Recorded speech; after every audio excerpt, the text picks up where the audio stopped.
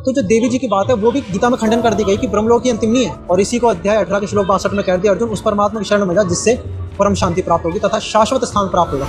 गीता जो है वो सर्व उपनिषदों का सार है, माने उपनिषदों का ही जो निचोड़ है वो भगवद गीता में बता दिया गया। तुम्हारी बुद्धि अच्छी जाननी पड़ती, तुमने उस ज्ञान को याद क्यों नहीं रखा। अब मेरे लिए उस ज्ञान को दोहराना, ज्यों का त्यों दोहराना असंभव सा जान पड़ता है। विष्णु जी को कभी हम संकेत में या संक्षिप्त में विष्णुदेव कह देते हैं, या ब्रह्मा देव को संक्षिप्त में ब्रह्मदेव कह देते हैं। तो ब्रह्मदेव कहने से इसका मतलब ये नहीं कि ब्रह्मा जो है ब्रह्म है, ब्रह्म और ब्रह्मा में बहुत भिन्नता है। अगर ये अनुवाद सही माने कि अर्जुन मुझे प्राप्त होकर पुनर्जन्म नहीं होता, तो गीता के कम से कम 3-4 श्लोक कॉन्ट्राडिक्ट हो जाते हैं इससे और गलत सिद्ध होने को कागार पर होते हैं। हम सब जन्म मरण में, तथा हमने भी कई वर्ष हो गए तपस्या करते करते, तथा आज तक उस परम पुरुषोत्तम परमात्मा के दर्शन नहीं हुए। वो विराट रूप सच में कृष्ण जी का ही था और किसी का नहीं था। जब गीता ज्ञान दाता ने खुद अध्याय 11 में स्वयं बता दिया, अर्जुन तेरे से पहले मेरे इस विराट रूप के दर्शन किसी ने नहीं किए। ऋषियों की जो पहुंच थी वो ब्रह्म तक की थी। उन्होंने वेदों को पढ़ के जैसा उसमें लिखा है तथा वैसे ही बता दिया कि ओम नाम का जाप है जिससे ब्रह्मलोक प्राप्ति होगी और ब्रह्मलोक में पूर्ण मोक्ष है और वहां से कभी पुनरावृत्ति होगी नहीं। और जबकि गीता इस बात का खंडन कर देती है कि अर्जुन ब्रह्मलोक भी अंतिम लोक नहीं है। और आदि सनातनी ग्रंथ है गीता, तो उसमें आपने मुसलमान धर्म के जो ग्रंथ है उनको प्रमाण ले लिया, तो उससे लोग चिढ़ते हैं। इसमें कुरान शरीफ कहाँ ला दी, बाइबल क्यों ला दी, कहीं आप इनको कन्वर्ट तो नहीं करना चाहते। वो ऐसा रूप था जिसको देख के अर्जुन भी शांति नहीं पा रहा, तो वो विष्णु जी नहीं हो सकते, क्योंकि विष्णु जी जो है वो सात्विक मूर्ति है। देखने से ही थोड़ा शांत भाव तथा सतोड़ी भाव उत्पन्न होता है। आपने जो गीता का ज्ञान डिकोड करके बताया कि गीता जयंती के नाम पर किस प्रकार से गीता का अपमान हमारे गुरु कर रहे थे, वो सारी चीजें आपने क्लियर करी, लेकिन अंत में ये चीज हजम होना बहुत ही मुश्किल और नामुमकिन है। दोस्तों, गीता जयंती आने वाली है और गीता सर्वोत्तम ग्रंथ माना जाता है हिंदू धर्म का। अधिकतर हिंदू घरों में गीता को ऑथेंटिक मानकर पढ़ा जाता है और सर्वाधिक संख्या में गीता को पढ़ते हैं। लेकिन संत रामपाल जी महाराज जी के शिष्य हमारे साथ मौजूद हैं और संत रामपाल जी महाराज जी के शिष्यों का कहना है कि गीता में जो परमात्मा है वो कृष्ण जी नहीं है, कोई और है। इसी प्रकार से कई सारी और थ्योरी संत रामपाल जी महाराज जी के द्वारा फैलाई जाती है गीता के नाम पर। तो आइए जानते हैं कि गीता की आखिर सच्चाई क्या है। क्या सच में संत रामपाल जी महाराज मिसगाइड कर रहे हैं उन श्लोकों को बताकर और लोगों को गलत ज्ञान दे रहे हैं, गलत दिशा में ले जाने की कोशिश कर रहे हैं, धर्मांतरण कराने की कोशिश कर रहे हैं? आइए जानते हैं आज के इस वीडियो में कि इस बात में कितनी सच्चाई है। नमस्कार सर। नमस्कार जी। आपने संत रामपाल जी महाराज जी से दीक्षा कब ली थी? मैंने 2021 में संत रामपाल जी महाराज जी की शरण में आया, उनका शिष्य। आपने अभी नाम दीक्षा ली है 2021 में, जब संत रामपाल जी महाराज जेल में थे। तो क्या आपने सच में गीता का ज्ञान समझ चुके होंगे? जी बिल्कुल। तो सबसे पहले मैं आपसे जानना चाहूंगा, आप लोग कहते हो गीता जयंती की आड़ में गीता का अपमान, ये टैगलाइन है आपकी इस गीता जयंती पर। ये सब क्यों, मतलब कैसे अपमान हो रहा है गीता जी का? देखिए, गीता शास्त्र क्या होता है? शास्त्र हमारी एक तरीके से मार्गदर्शक होता है अध्यात्म मार्ग में। एक सिलेबस, जैसे टीचर अपने सिलेबस में ही बच्चों को उसके अनुसार पढ़ाता है, ऐसे हमारे आध्यात्मिक शास्त्र में से एक भगवद गीता है जिसको हमारे धर्म गुरुओं को खुद अंडरस्टैंड करके जनता को उसके अनुसार चलाना चाहिए था। लेकिन वर्तमान में हो क्या रहा है, गीता तो पढ़ रहे हैं, जोर देना उसको पढ़ने पर, लेकिन क्रियाएं सारे उसके विरुद्ध। गीता अध्याय जैसे श्लोक में कहा है, अध्याय 16 में श्लोक 23 में, अर्जुन शास्त्र विधि को त्याग के अपनी इच्छा से मनमाना आचरण करता है उसको सुख सिद्धि प्राप्त नहीं होती, गति भी नहीं होती। और गीता कहती है कि शास्त्र को प्रमाण मानो कर्तव्य और कर्तव्य अवस्था में।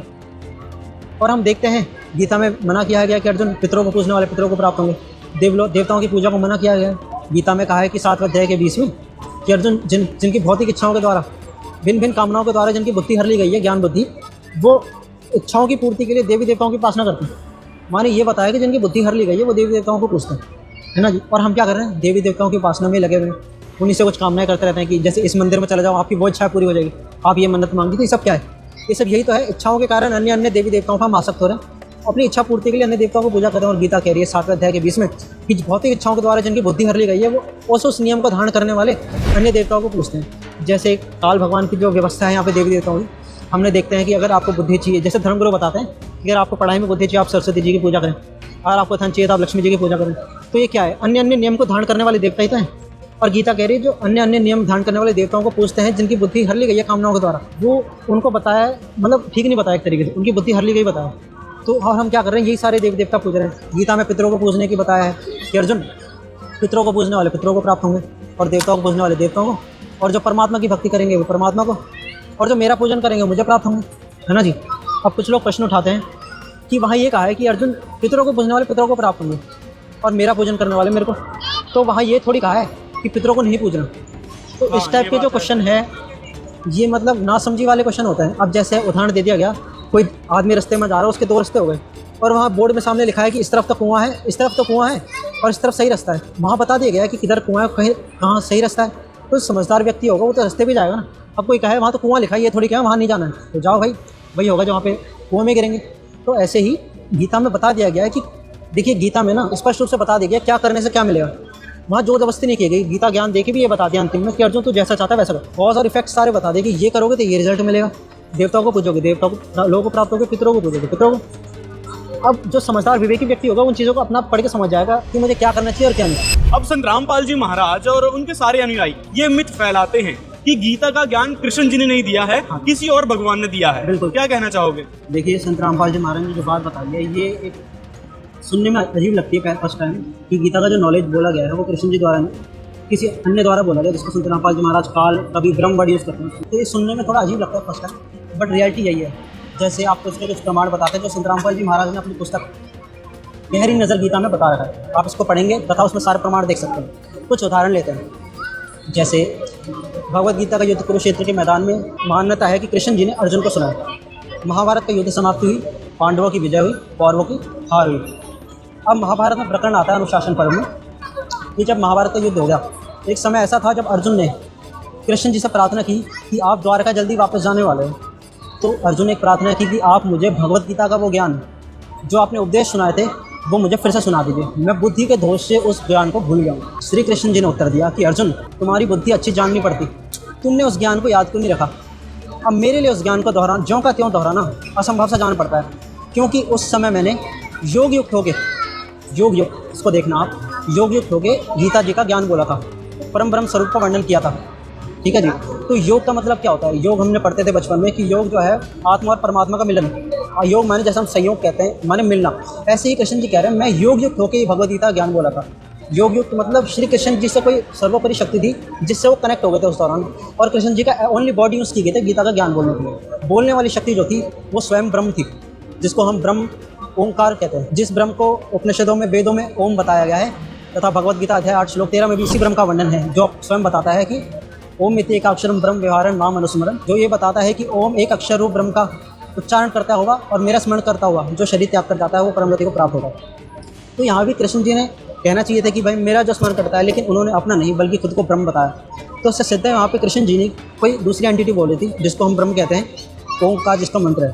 और हम प्रमाण ले सकते हैं गीता अध्याय 7 श्लोक 24 का, जिसमें वो स्वयं को अव्यक्त स्वरूप बताते हैं, और तथा जो लोग उन्हें व्यक्त रूप में प्रकट हुआ मान रहे हैं उनको मूर्ख बताते हैं कि ये बुद्धिहीन जनता मुझ अव्यक्त को व्यक्त हुआ रूप में मान रही है, कि मुझ अदृश्य को प्रकट हुआ मान रही है, कि मैं इनके सामने इंसान रूप में, व्यक्ति रूप में प्रकट हूँ।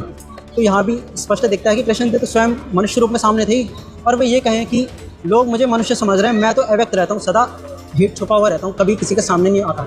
और 25वें श्लोक में देखें तो ये भी कहते हैं कि मैं अपनी योग माया से छुपा रहता हूँ। तो जो छुपा रहता है और सामने ये भी कह रहा है कि मैं छुपा रहता हूँ, किसी को प्रत्यक्ष नहीं होता। तो इससे साफ पता लगता है कि जो सामने एंटिटी खड़ी है कृष्ण जी, वो केवल एक जरिया थे गीता ज्ञान एक उच्चारण करने के लिए, लेकिन जो बोलने वाली शक्ति थी वो ब्रह्म थी।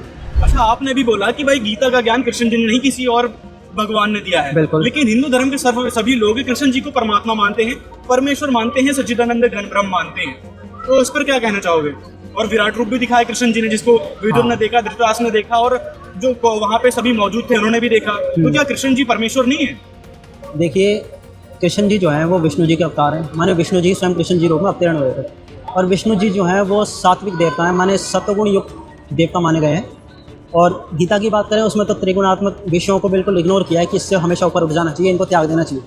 अनेकों प्रमाण मिल जाएंगे गीता अध्याय 7 में भी 12 से 15 में, जहाँ स्वयं गीता बोलने वाले जो ब्रह्म है वो ये कहता है कि अर्जुन जो त्रिगुणात्मक विषयों में फंसे रहते हैं, जो त्रिगुण में माया में आसक्त हैं, वो आसुर स्वभाव को धारण किए हुए मनुष्यों में नीचे, और मैं जो हूँ वो तीनों गुणों से परे हूँ, वे मुझ में नहीं और मैं इनमें नहीं। माने इससे भी स्पष्ट पता लगता है जिसने गीता बोली है वो त्रिगुणात्मक विषयों से और उन देवताओं से कोई सर्वोपरि शक्ति है।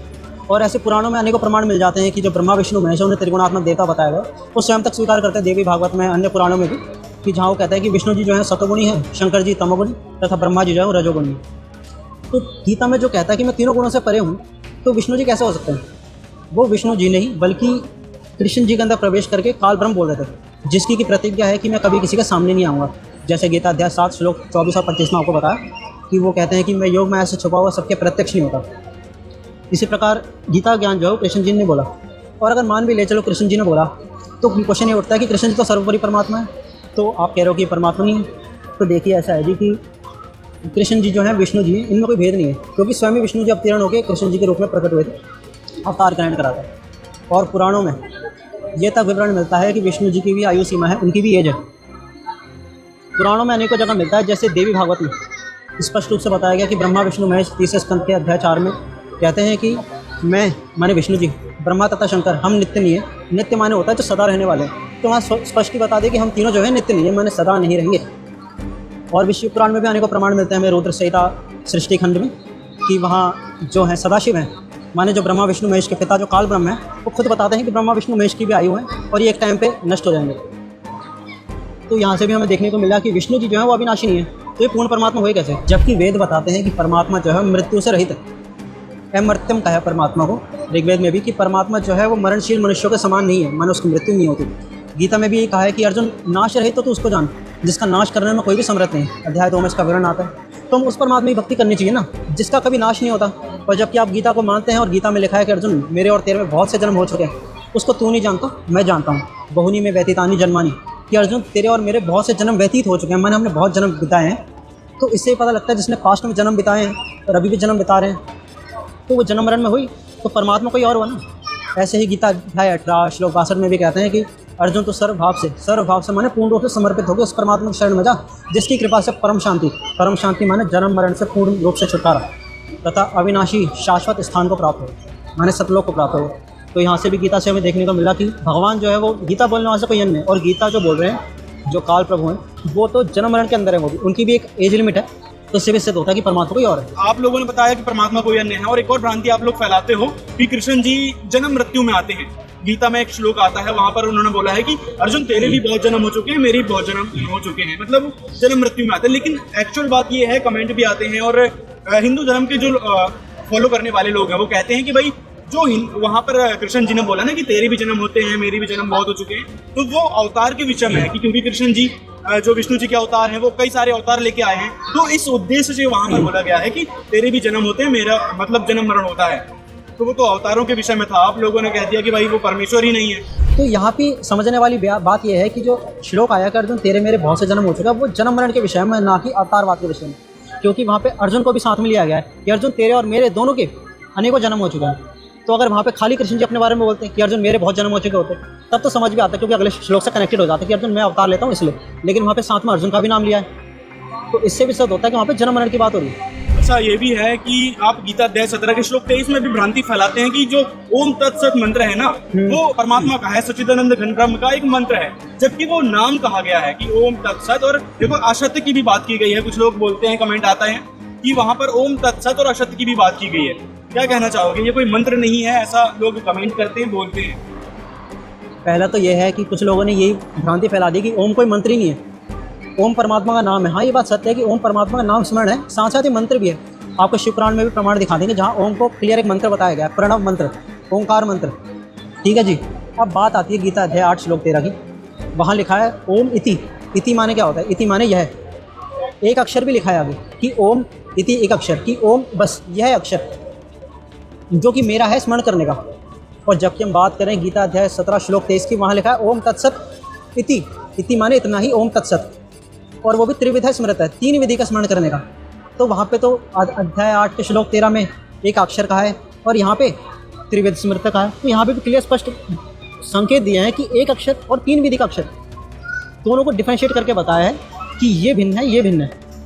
तो यहाँ पे हमें क्लियर कॉन्ट्रडिक्शन दिखे जाता है कि ओम अलग चीज़ है और ओम तत्सत किसी अन्य परमात्मा के लिए। वहाँ पे बताया कि पूर्ण परमात्मा का ये स्मरण कहा है, और सृष्टि के आदिकाल में इसी से ब्राह्मण वेद तथा यज्ञ आदि रचे गए।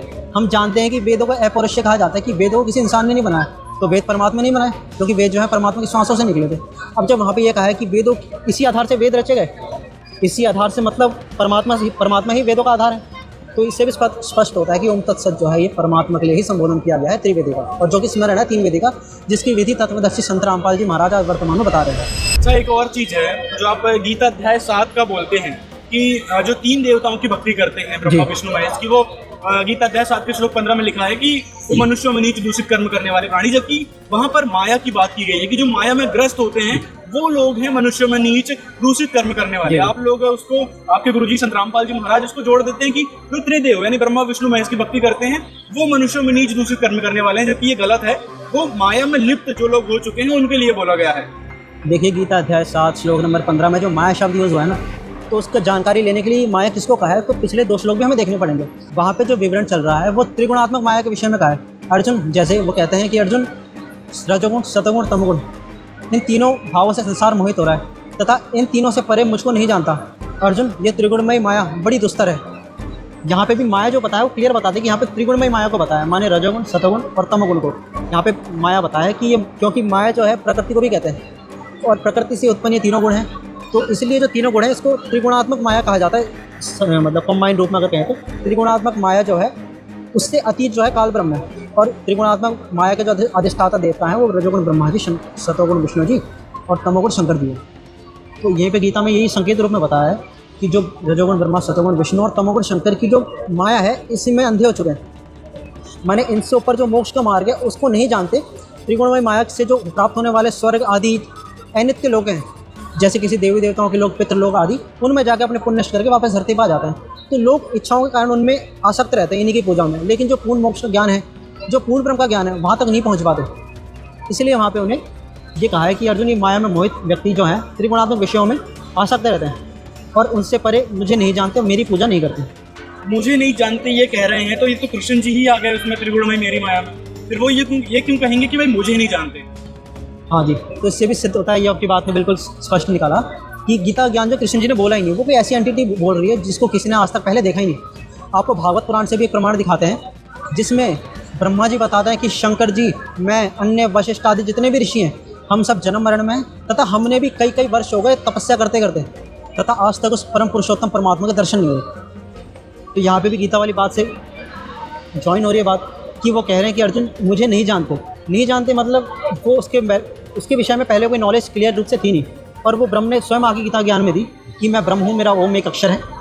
अर्जुन, तेरे मेरे बहुत से जन्म हो चुके हैं। अच्छा, गीता जयंती आ रही है, तो गीता जयंती पर लोगों का मानना है कि जो विराट रूप दिखाया था कृष्ण भगवान ने, वो सभी के लिए था। मतलब सभी ने देखा था उस विराट रूप को, जैसे कि धृतराष्ट्र ने देखा था, विदुर ने देखा था, और वहाँ पे जो मौजूद थे, जो देवता थे, वो फूल बरसा रहे थे, तो उन्होंने भी उस विराट रूप को देखा था। और यही ख्याति आज सभी हिंदू धर्म के गुरु भी बोलते हैं, फैलाते हैं, और कमेंट में भी कई सारे आए हैं कि भाई वो विराट रूप सच में कृष्ण जी का ही था और किसी का नहीं था। क्या कहना चाहोगे इस पर? देखिए, जब गीता ज्ञान दाता ने खुद अध्याय 11 में स्वयं बता दिया, अर्जुन, तेरे से पहले मेरे इस विराट रूप के दर्शन किसी ने नहीं किए और ना ही कोई भविष्य में तेरे अलावा कोई कर सकता है। मैंने अनुग्रह करके, अनुग्रह माने अपनी इच्छा से प्रसन्न होकर तेरे को ये रूप अपना दिखाया है, और तेरे से अतिरिक्त आज तक किसी ने नहीं देखा था और ना ही फ्यूचर में कोई देख पाया।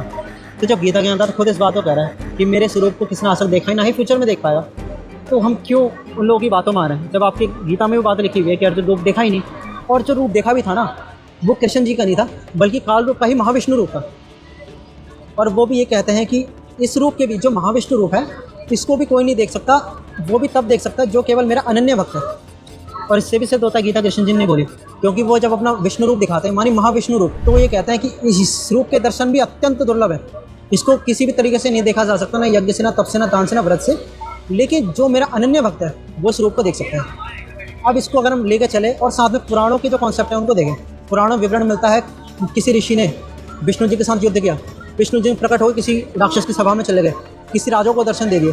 तो ये बात आप गीता से देखें कि केवल अनन्य भक्ति मेरे दर्शन कर सकता है इस रूप के, जो चतुर्भुज रूप है, और पुराणों में हम देखें विष्णु तो सबको दर्शन दे रहे हैं। तो उससे ही पता लगता है कि जो सतोगुणी विष्णु जी हैं उसने गीता जी का ज्ञान नहीं बोला, वो बोला था महाविष्णु, जो कि वास्तव रूप में काल ब्रह्म थे, जिनके की 1000 भुजाएं हैं। वेदों में पुरुष सूक्त में जिसको सहस्त्र शीर्ष पुरुष, सहस्त्रपाद कहा है, माने 1000 सिरों वाला, 1000 पैरों वाला तथा 1000 हाथों वाला, उसी को गीता अध्याय 11 में भी ये कहा है अर्जुन ने कि हे सहस्त्र बाहु, माने 1000 भुजा वाले प्रभु, आप चतुर्भुज रूप में प्रकट होइए, मैं आपके इस उग्र रूप को सहन नहीं कर पा रहा तथा शांति भी नहीं पाता हूँ।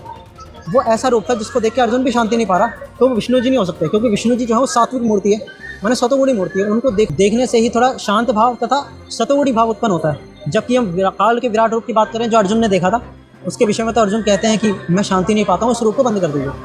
तो यहाँ से ही पता लगता है कि कृष्ण जी जो थे वो विष्णु जी अवतार थे, जो कि चतुर्भुज हैं, लेकिन गीता का जो ज्ञान दिखाया गया वो सहस्त्र भुजा वाले काल ब्रह्म ने दिखाया, तथा उसी ने बाद में अर्जुन के अनुग्रह से महाविष्णु रूप धारण कर लिया, जो कि सतोगुण विष्णु जी से भिन्न है, जिसको हम नारायण भी कहते हैं अन्य नामों से।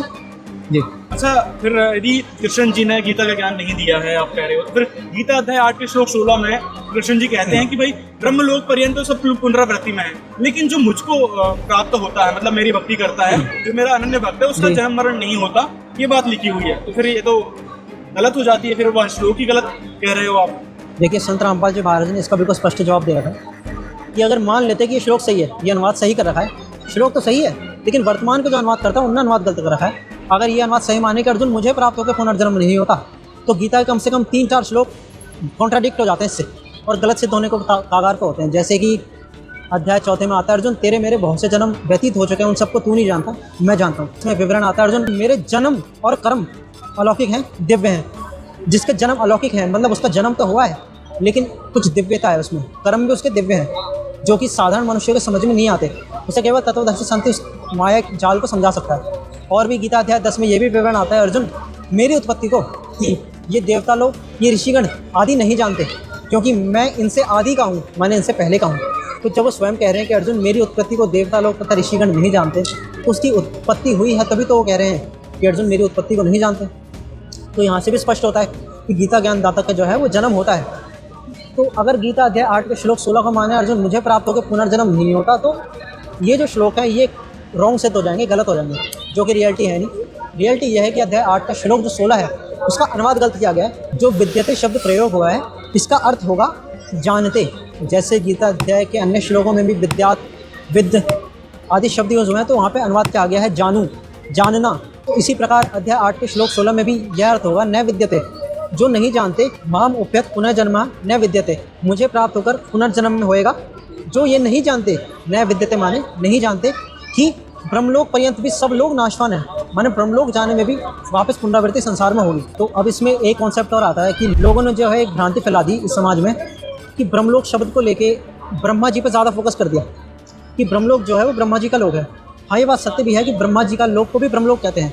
जैसे उदाहरण के लिए ब्रह्मा जी हैं, विष्णु जी हैं, शंकर जी हैं। विष्णु जी को कभी हम संकेत में या संक्षिप्त में विष्णुदेव कह देते हैं, या ब्रह्मा देव को संक्षिप्त में ब्रह्मदेव कह देते हैं। तो ब्रह्मदेव कहने से इसका मतलब ये नहीं कि ब्रह्मा जो है ब्रह्म है, ब्रह्म और ब्रह्मा में बहुत भिन्नता है। इसी प्रकार जो ब्रह्मा लोक है उसे भी संक्षिप्त में ब्रह्मलोक कहने लगे पुराणों में, लेकिन यह जो ब्रह्मलोक है ये वेदों में वर्णित जो ब्रह्मलोक है, जो ब्रह्म का मतलब ओंकार का जो लोक है ब्रह्मलोक, उससे भिन्न है और ब्रह्मा जी के लोक से परे है। उदाहरण देते हैं, जैसे भगवद गीता के महात्म्य में विवरण आता है कि गीता जो है वो सर्व उपनिषदों का सार है, माने उपनिषदों का जो निचोड़ है वो भगवद गीता में बता दिया गया। और उपनिषद जो है वो ऋषियों ने वेदों का सारांश निकाल के उपनिषद में लिख दिया। और गीता में यह भी विवरण आता है कि अर्जुन वेदांत कर्ता भी मुझे ही जान, वेदांत कर्ता माने उपनिषदों का रचयिता भी मुझे जान, माने उपनिषदों में जो है वो काल ब्रह्म तक की जानकारी दी गई है। ऋषियों की जो पहुँच थी वो ब्रह्म तक की थी। उन्होंने वेदों को पढ़ के जैसा उसमें लिखा है तथा वैसे ही बता दिया कि ओम नाम का जाप है जिससे ब्रह्मलोक प्राप्ति होगी और ब्रह्मलोक में पूर्ण मोक्ष है और वहाँ से कभी पुनरावृत्ति होगी नहीं, माने पूर्ण रूप से मोक्ष। अब ऋषियों ने कह दिया कि वहाँ जाके पुनरावृत्ति नहीं होती, माने पूर्ण मोक्ष होगा।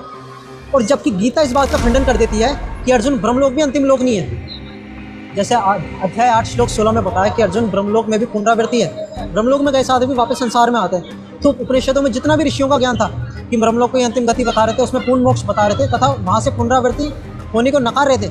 तो गीता में उनकी बात को नकार दिया कि अर्जुन ब्रह्मलोक से भी आते हैं। और यहाँ पे एक आए कि अर्जुन जो ये नहीं जानते न विद्यते, जो नहीं जानते मुझे प्राप्त होकर भी पुनः जन्मेंगे।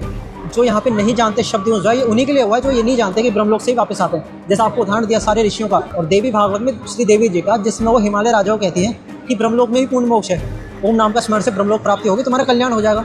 तो जो देवी जी की बात है वो भी गीता में खंडन कर दी गई कि ब्रह्मलोक ही अंतिम नहीं है। और इसी को अध्याय 18 के श्लोक 62 में कह दिया, अर्जुन उस परमात्मा की शरण में जा जिससे परम शांति प्राप्त होगी तथा शाश्वत स्थान प्राप्त होगा। तो वो जो शाश्वत स्थान है वो गीता ज्ञानदाता से अन्य है तथा सर्वोपरि है, ये हम बताना चाह रहे हैं। अब आप लोग गीता अध्याय 18 के श्लोक 66 का जो बताते हैं कि व्रज शब्द का अर्थ वास्तव में होता है जाना, लेकिन उसका अर्थ सभी ने, जितने भी गीता मनीषी हुए हैं, हमारे गुरु हुए, धर्म गुरु हुए, सभी ने उसका अर्थ आना बताए हैं। और आपके गुरुदेव संत रामपाल जी महाराज उस शब्द का अर्थ, उस ब्रज शब्द का अर्थ जाना बताते हैं, जो कि गलत है, क्योंकि उस ब्रज शब्द का अर्थ होता है आना। कृष्ण जी अपनी शरण में आने के लिए कह रहे थे। देखिए जी, ब्रज का अर्थ जो है वो बार बार संत रामपाल जी महाराज अपने सत्संग में बताते हैं कि ब्रज का अर्थ होता है जाना, माने विदा होना।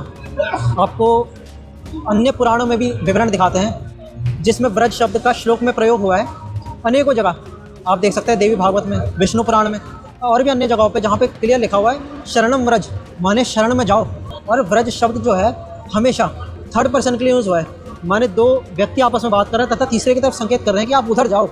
व्रज का अर्थ क्या है? जाओ। जैसे देव भागवत के आप श्लोक देख रहे होंगे सामने और विष्णु पुराण में भी, जिसमें स्पष्ट बताया गया कि शरण व्रज का अर्थ क्या है कि उनकी शरण में जाओ। यहाँ पे हमेशा जाओ वर्ड यूज़ किया गया। आपको कहीं भी व्रज का अर्थ आ जाओ अर्थ नहीं दिखेगा। केवल गीता अध्याय अनुवाद करता हूँ, नहीं गलत अनुवाद कर रखा है, क्योंकि वहाँ पे उनका सारा जो पहले के जो कॉन्सेप्ट थे, जो उनके अपना मनमाना उन्होंने ज्ञान बना रखा था, उसका खंडन हो रहा था।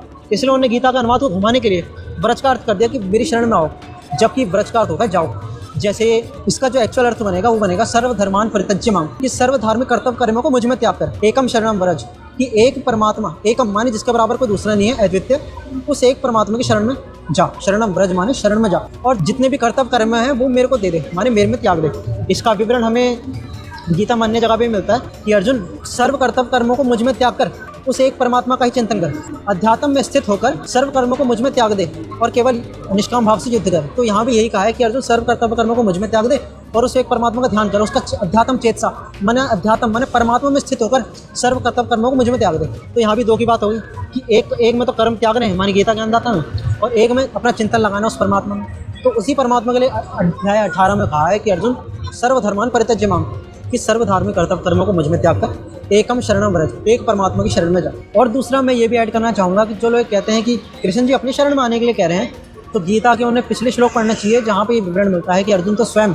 जब गीता का उपदेश शुरू हुआ तो अर्जुन ने स्वयं ही ये बात कही थी गीता के उपदेश शुरू होने से पहले कि हे माधव, हे कृष्ण, मेरी बुद्धि जो है वो शोक में मोहित हो रही है और मैं सत्य का निर्णय नहीं कर पाऊँ, मुझे क्या निर्णय लेना चाहिए। तो मैं आपका शिष्य हूँ, आप मेरे गुरु हैं, कृपया मेरा मार्गदर्शन करें और मैं आपकी ही शरण हूँ। यहाँ तो अर्जुन खुद कह रहे हैं कि मैं आपकी ऑलरेडी शरण में हूँ। तो वही बात फिर से रिपीट करना कि अर्जुन तू मेरी शरण में आ जा, तो वो बात भी संगतपूर्ण नहीं बैठी। तो वहाँ जो अध्याय 18 में कहा है वो किसी अन्य परमात्मा के लिए कहा है कि जो पूर्ण ब्रह्म परमात्मा है। आपको एक और उदाहरण देते हैं कि गीता ज्ञानदाता से परमात्मा कोई अन्य है। जैसे गीता अध्याय 8 श्लोक 13 में आपको बार बार बताया कि वो स्वयं कहते हैं कि मैं ब्रह्म हूँ, ओम एक अक्षर मेरा नाम है जिसका स्मरण से परम गति प्राप्त होती है। और अन्य भी अध्याय में 9वें अध्याय में 10वें अध्याय में भी कहा है कि मैं अक्षरों में ओंकार हूँ, आदि आदि बहुत प्रमाण मिल जाते हैं। तो अब गीता ज्ञानदाता ने खुद को तो ब्रह्म कह दिया, ठीक है जी। अब अध्याय 7 श्लोक 29 में वे कहते हैं कि जरा मरण मोक्षाय माम आश्रित्य यतन्ति ये ते ब्रह्म तत् विदु कृत्स्नम अध्यात्म कर्म च अखिलम, कि जो जन्म मरण से छूटने का ही प्रयत्न करते हैं, ट्राई करते हैं कि हमारा केवल जन्म मरण छूट जाए और किसी चीज़ की आशा नहीं करते, वो उस ब्रह्म से, संपूर्ण अध्यात्म से और सर्व कर्मों से परिचित है। तो गीता ज्ञानदाता खुद तो ब्रह्म है, 8वें अध्याय के 13वें में कह दिए, और वो खुद कह रहे हैं कि जो जन्म मरण से छूटने का प्रयत्न करते हैं मेरे ज्ञान का आश्रय करके, वो उस ब्रह्म से परिचित है। तो खुद ब्रह्म होकर भी जो कह रहा है कि उस ब्रह्म से परिचित है, तो इससे भी सिद्ध हो किसी अन्य ब्रह्म की तरफ संकेत कर रहे हैं कि उस ब्रह्म के लिए। और अर्जुन ने वो प्रश्न उठा भी दिया कि वो ब्रह्म क्या है, तो इसका उत्तर गीता ज्ञानदाता ने दिया कि वो परम अक्षर ब्रह्म है। अगर वो ब्रह्म वो खुद होते तो कह देते अर्जुन वो ब्रह्म है हूँ, लेकिन उन्होंने स्वयं ब्रह्म हैं, लेकिन उन्होंने किसी अन्य ब्रह्म की तरफ संकेत किया जो कि उनसे भी सर्वोपरि है, और उसको बताया परम अक्षर ब्रह्म माने पूर्ण ब्रह्म माने सर्वोपरि परमात्मा। उसी के शरण में जाने के लिए अध्याय 18 में कहा है कि अर्जुन तो सर्वभाव से उस परमेश्वर की शरण में गए। अच्छा, तो फिर अंत में हम आपसे यही जानना चाहेंगे, आपने इतनी सारी चीज़ बताई, गीता जयंती के उपलक्ष्य में आपने बहुत सी चीज़ें बता दी हैं, तो आप अंत में यही जानना चाहेंगे कि यदि परमेश्वर कृष्ण जी नहीं है तो फिर वो कौन परमेश्वर है? आपके गुरुदेव संत रामपाल जी के अनुसार जिनकी भक्ति करने से हमको मोक्ष मिलेगा, सनातन शाश्वत स्थान में जाएंगे, कौन है वो परमात्मा जिसकी हमने भक्ति करना चाहिए? हमें एक परमात्मा की भक्ति करनी चाहिए जो सर्वशक्तिमान है, जो स्वयंभू है। वेदों में वर्ण जो परमात्मा गुण है वो जिसमें पूर्ण रूप से अप्लाई हो जाए वही पूर्ण परमात्मा होता है। और वो वर्तमान में संत रामपाल जी महाराज ने हमें वेदों से बताया कि परमात्मा कबीर है, जिसके वेदों में अनेकों गुण उस पर अप्लाई होते हैं। जैसे वो उसकी लीला बताई है कि जो परमात्मा है वो माता से जन्म नहीं लेता, माने किसी उसका कोई आधार नहीं है जन्म लेने का, किसी माता पिता का शरीर, उसको स्वयंभू कहा है वेदों में। स्वयंभू माने स्वयं से निर्मित होने वाला। तो कबीर परमात्मा जो थे वो खुद भी कहते हैं कि ना मेरा जन्म ना गर्भ बसेरा, बालक बन दिखलाया, काशी नगर जंगल पे डेरा, तहाँ जुलाहे न पाया, कि मुझे किसी माता पिता ने जन्म नहीं दिया, मैं स्वयं से निर्मित हुआ हूँ, स्वयंभू हूँ, कमल के फूल पर प्रकट हुआ हूँ। अन्य प्रमाण जैसे वेदों में मिलते हैं कि परमात्मा जो है अपना ज्ञान बताने धरती पर आता है।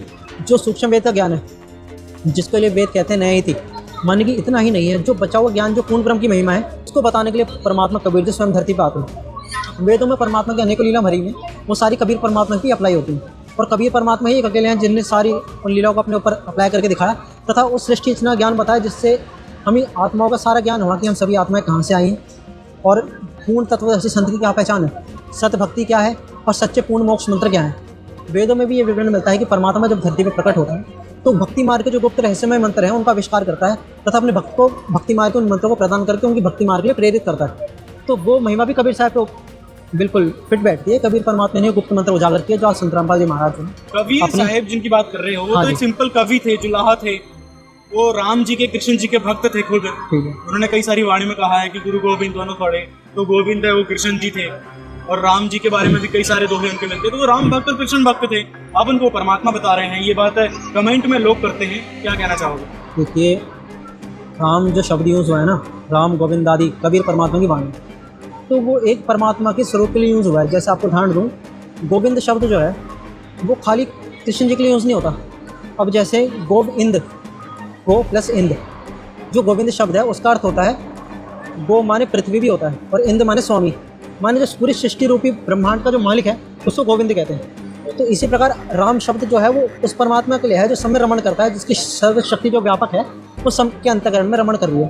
तो उस परमात्मा के लिए सभी शब्द यूज़ हुए हैं। और आप अगर कहें कि रामचंद्र जी जो त्रेता युग में हुए थे तथा कृष्ण जी आदि जो हैं विष्णु अवतार, उनके लिए कबीर साहब ने ये शब्द यूज़ किया, तो ऐसा नहीं है। कबीर साहब ने अपने अनेकों शब्दों वाणियों में इनको परमात्मा होने का निकारा है तथा अनेकों वाणियाँ जिसमें कबीर साहब ने राम कृष्ण आदि विष्णु अवतार जो है इनका खंडन किया है कि ये परमात्मा नहीं है, ये जन्म मरण में है। मर गए ब्रह्मा काशी के वासी, शिव सहित मोह अविनाशी, मथुरा मर गए कृष्ण दोबारा, मर गए 10 अवतार। इस प्रकार कबीर साहब की अनेकों वाणियाँ कि तुम कौन राम के जपते जापन जिससे कटे ना तीनों तापन, कि तुम किन राम प्रभु की भक्ति करते हो जिससे तुम्हारे 3 ताप के अंतर्गत जो पाप कर्म है वो भी नष्ट नहीं होते। तो कबीर परमात्मा ने एक परमात्मा की भक्ति बताई जो कि वो खुद धरती पर सद्गुरु रूप में आए थे तथा उनका एक रूप सदा अपने दिव्य लोक में रहता ही है। और आज वही परमात्मा कबीर जी धरती पे संत रामपाल जी महाराज जी के रूप में आ रखे हैं। आपने इतना सारा ज्ञान बताया, इतनी सारी चीज बताई संत रामपाल जी महाराज जी के ज्ञान अनुसार, फिर आपने अंत में कबीर साहब पे लाके छोड़ दिया कि कबीर साहब परमात्मा है और संत रामपाल जी महाराज उस कबीर परमात्मा के ही स्वरूप आए हुए हैं। कबीर परमात्मा स्वयं संत रामपाल जी के रूप में आए हैं। ये बात लोगों को हजम मुश्किल से होगी, क्योंकि आपने जो गीता का ज्ञान डिकोड करके बताया कि गीता जयंती के नाम पर किस प्रकार से गीता का अपमान हमारे गुरु कर रहे थे, वो सारी चीजें आपने क्लियर करी। लेकिन अंत में ये चीज हजम होना बहुत ही मुश्किल और नामुमकिन है कि कबीर साहिब परमात्मा है और संत रामपाल जी महाराज स्वयं कबीर साहिब है। ये बात हजम होनी मुश्किल है। क्या कहना चाहोगे जो अविश्वास इस बात पर करते हैं उन लोगों को? देखिए, पहला तो यह है कि संत रामपाल जी महाराज जितने भी प्रमाण दिखाए हैं संत वाणी से, जैसे कबीर सागर हो गया, अमरगंज साहिब जो गरीबदास जी महाराज जी का है, उसमें जो भी प्रमाण बताए हैं वो वर्तमान में संत रामपाल जी महाराज पे फिट हो रहे हैं। तथा अन्य जिन संतों को कबीर परमात्मा मिले, जिन्होंने आत्म साक्षात्कार किया और उस परमात्मा के अनुभव किया, उन सभी ने ये बताया कि कबीर ही परमात्मा है, वही वो परमात्मा जिसको कोई जला नहीं सकता, कोई मिटा नहीं सकता, तथा जो अजर अमर है। उसी कबीर परमात्मा के विषय में सारे जो वेदों में महिमा गाई गई है कि वो एक परमात्मा ही जब धरती पर आता है, महापुरुषों को मिलता है, उनको ज्ञान उपदेश देता है तथा भक्ति मार्ग के गुप्त मंत्र उजागर करता है, कवियों की तरह लीला करता है। ऐसे अनेकों प्रमाण संत रामपाल जी महाराज ने दिखाए तथा ये भी सिद्ध किया है कि जिनको हम परमात्मा मानते थे पूर्ण ब्रह्म, ये पूर्ण परमात्मा नहीं है, ये अपने अपने स्तर के देवी देवता हैं, प्रतिनिधि हैं, लेकिन ये पूर्ण परमात्मा नहीं है। पूर्ण परमात्मा कौन है उसके विषय में भी बता दिया कि कबीर परमात्मा है। और कबीर परमात्मा के स्वयं के वचन है उस समय के, जो अभी भी हमारे पास मौजूद है कबीर सागर रूप में, जिसमें ये बताया है कि वो खुद उन्होंने वचन दिए थे धर्मदास जी को कि मैं 12वें पंथ में स्वयं प्रकट होऊंगा और सभी ज्ञान जितने भी पंथ मजहब हैं उनको खत्म करूँगा ज्ञान आधार से, तथा सभी को एक सद्भक्ति मार्ग बता दे, पूर्ण विश्व का, पूरे विश्व का कल्याण करूँगा और सबको अपने निज घर सतलोक ले जाऊँगा। तो इसका यही तरीका है कि आप संत रामपाल जी महाराज का ज्ञान पहले सुनें, जल्दीबाजी ना करें, पहले संत रामपाल जी महाराज को ज्ञान को समझे, सभी प्रमाण मिलाएं। संत रामपाल जी महाराज की बुक्स हैं, वेबसाइट है, सत्संग आते हैं टीवी पे, आप उनको देखें, मिलान करें। शंका है तो नंबर दिए होते हैं, उन पर कॉल करें, प्रमाण मांगे। आपकी जब पूर्ण रूप से संतुष्टि हो जाए तब संत रामपाल जी महाराज जी कहते हैं आप दीक्षा ग्रहण करें तथा अपना मानव जीवन सफल करें। अच्छा, एक सवाल और रहेगा हमारा। आपने गहरी नजर गीता में बनाई है और गीता तेरा ज्ञान अमृत किताब है, संत रामपाल जी महाराज जी के द्वारा लिखी। तो आप लोगों ने उसमें हिंदू धर्म, मुस्लिम धर्म, सिख धर्म, ईसाई धर्म, मतलब वहाँ पर इन धर्मों को क्यों जोड़ दिया? क्योंकि गीता में इन धर्मों को कहीं कोई जिक्र नहीं है। आदि सनातनी धर्म है वो हिंदू धर्म को माना जाता है और आदि सनातनी ग्रंथ है गीता। तो उसमें आपने मुसलमान धर्म के जो ग्रंथ है उनका प्रमाण ले लिया, मुसलमान धर्म की कथाएं ले ली, तो उससे लोग चिढ़ते हैं। बहुत सारे कमेंट आए हैं कि आपने, और लोग विरोध भी करते हैं कि आपने ये इसमें कुरान शरीफ कहाँ ला दी, बाइबल क्यों ला दी, कहीं आप इनको कन्वर्ट तो नहीं करना चाहते? ये क्या कहना चाहोगे इस बात पर? देखिए, सृष्टि के आदिकाल से जो एक ग्रंथ है वो वेद है, सर्वप्रथम मान्य, ठीक है ना जी। गीता भी कहती है अर्जुन शास्त्र ही प्रमाण है। तो जिस समय जब गीता बोली गई थी उस समय ना तो पुराण थे, पुराण तो थे नहीं उस समय, और उस समय केवल वेद ही मान्य योग होते थे, सभी लोग वेदों का अनुसरण करते थे। तो गीता जब कह रही है कि शास्त्र ही प्रमाण है, तो उस समय जो शास्त्र वेद थे, और जब वेद थे और गीता बोली जा रही है, तो उस समय तो गीता को भी लोग प्रमाण में नहीं मानते, क्योंकि उस दौरान तो गीता बोली जा रही थी, उस समय तो गीता प्रसिद्धि में आई नहीं थी। तो लेकिन आज हम गीता को प्रमाण मानते हैं ना। तो ऐसे ही जितने भी शास्त्र बने हैं वो सब वेदों सनातन धर्म से निकल के ही बने, भले ही वो जितने भी धर्म है आज प्रेजेंट में किसी भी हो, लेकिन वो सभी सनातन धर्म से निकल के ही बने हैं और उनके कुछ ना कुछ कॉन्सेप्ट जो है वेदों से मिलते ही हैं। तो संत रामपाल जी महाराज पूर्ण निर्णय करके देते हैं कि कौन सा इसमें जो ज्ञान है वो वेदों के अनुकूल है, कौन सा वेदों के विरुद्ध है, कौन सा ग्रहण करने योग्य है, कौन सा त्यागने योग्य है। लेकिन गीता के नाम पर आप पुस्तक बेच रहे हो, लेकिन उसमें फिर मुसलमान धर्म है और ईसाई धर्म है, इनका प्रचार क्यों कर रहे हो आप उसके अंदर उनकी बातों को लिखकर? तो संत रामपाल जी महाराज ने जो पुस्तक लिखी है गहरी नज़र गीता में और गीता तेरा ज्ञान अमृत, इसमें गीता ज्ञान तो ऑलरेडी है, जिससे हमारे हिंदू भाई बहन सभी उस ज्ञान को समझकर तथा असली गीता ज्ञान को समझकर वापस आदि सनातन धर्म में आए तथा अपना पूर्ण मोक्ष कराएं। तथा साथ साथ इसमें अन्य धर्म ग्रंथों के प्रमाण लिए गए। जैसे क्यों लिए गए? क्योंकि ये सभी उसी परमात्मा के बच्चे हैं और उनको भी आदि सनातन धर्म की ज्ञान होना चाहिए, क्योंकि ये सब अगर उसी सनातन धर्म से निकले हैं तो संत रामपाल जी महाराज चाहते हैं कि हम सभी वापस उस एक परमात्मा की भक्ति करें जहाँ जो हम सतयुग में किया करते थे, माने एक परमात्मा की भक्ति जिसमें खाली एक ज्ञान हो तथा किसी में विरोधाभास तथा मत संप्रदाय ना हो, ताकि सब एकता हो और सब सुखमय जीवन जी सकें। तो इसलिए संत रामपाल जी महाराज ने हम धर्म ग्रंथों से प्रमाण लगाए हैं ताकि किसी भी धर्म के व्यक्ति के हाथ में पुस्तक लगे तो इसको पढ़ना शुरू करे, उसको अपने धर्म ग्रंथों से प्रमाण देकर उसका अट्रैक्शन हो तथा उन प्रमाणों को अपने ग्रंथों से मिलाए। और जब वो उन प्रमाणों को देखेगा तथा उसके अंदर भी एक जागृति होगी कि हाँ ये बात हमारे धर्म ग्रंथों में मिली है तथा गीता में भी ये बात मिली है। तो जब वो सिमिलैरिटी देखेगा तो उसके अंदर चाह बढ़ेगी इन चीज़ों को जानने की, और जब वो चाह बढ़ेगी तो एक दिन ऐसा भी टाइम भी आएगा कि वो अच्छे से इन चीज़ों को जानेंगे, परखेंगे तथा वापस एक परमात्मा की भक्ति में आएंगे। जी, तो कहने का मतलब है आपका कि जो गीता ओरिजिनल गीता नहीं है, इसका अनुवाद करके संत रामपाल जी ने बताया है, अपना ज्ञान दिया है गीता तेरा ज्ञान अमृत पुस्तक में, या फिर गहरी नज़र गीता में। गहरी नज़र गीता में संत रामपाल जी महाराज ने पूर्ण सृष्टि रचना ज्ञान क्या है तथा गीता अध्याय के 700 श्लोक सभी का अनुवाद सहित, संस्कृत अनुवाद सहित पूरा विवरण दिया हुआ तथा व्याख्यान सहित अनुवाद दिया है तथा अन्य धर्म जो है सबके प्रमाण भी दिए हैं जो वेदों अनुकूल हैं तथा उनको जिस तरीके से समझाया जा सके उनके कॉन्सेप्ट अनुसार वो प्रमाण भी लिए हैं। तो कहीं कन्वर्ट तो नहीं कर रहे हैं ईसाई धर्म में या फिर मुसलमान धर्म में लोगों को संत रामपाल जी महाराज? ये क्वेश्चन उनका बनता है। देखिए, अगर कन्वर्ट करने की बात होती तो फिर मुसलमान धर्म वाले भी नहीं आते, किसी एक धर्म वालों को आना होता अगर कन्वर्ट करना होता तो, या तो केवल संत रामपाल जी महाराज हिंदू को भेजाते अगर आपके अनुसार माने तो। लेकिन संत रामपाल जी महाराज ने हिंदू की नहीं अन्य पुस्तकें भी लिखी हैं, जैसे मुसलमान नहीं समझे ज्ञान कुरान, तो उसमें संत रामपाल जी महाराज ने केवल मुसलमान धर्म के जो पवित्र ग्रंथ कुरान है उसके आधार मान के जितने भी प्रमाण है उसको निष्कर्ष करके बताया है कि कौन सा ज्ञान इसमें जो है वो सही है तथा कौन सा जो है वेद विरुद्ध है। तो उसमें भी आपने गीता का प्रमाण दिया होगा, क्योंकि आप कह रहे हैं कि मुसलमान नहीं समझे ज्ञान। बिल्कुल जी, संत रामपाल जी महाराज ने उसमें भी गीता के प्रमाण दिए हैं।